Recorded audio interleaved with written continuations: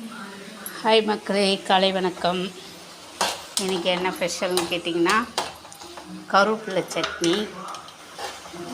எண்ணெய் ஊற்றி கடலப்பருப்பு போட்டு, வெங்காயம் போட்டு, தக்காளி போட்டு, காஞ்ச மிளகாய் போட்டு, புளி போடணும்.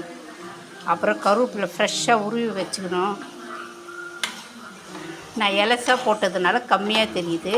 நல்லா கொஞ்சம், ஆனால் முடிஞ்ச அளவுக்கு எலசாவே கருவேப்பிலை யூஸ் பண்ணுங்கள். கண்டிப்பாக கருவேப்பிலை எல்லாருமே சாப்பிடுங்க. முடிக்காக மட்டும் இல்லை, அது வயிற்றில் இருக்க புண்ணை கூட நல்லா சரி பண்ணிடும். அதனால் கருவேப்பிலை நீங்கள் கண்டிப்பாக உணவில் சேர்த்துக்கோங்க.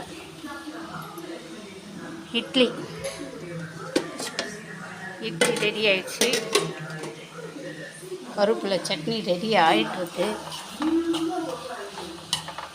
காலை டிஃபன் முடிஞ்சிடுச்சு. இன்றைக்கி சனி பிரதோஷம், எல்லோரும் கோயிலுக்கு போகும்.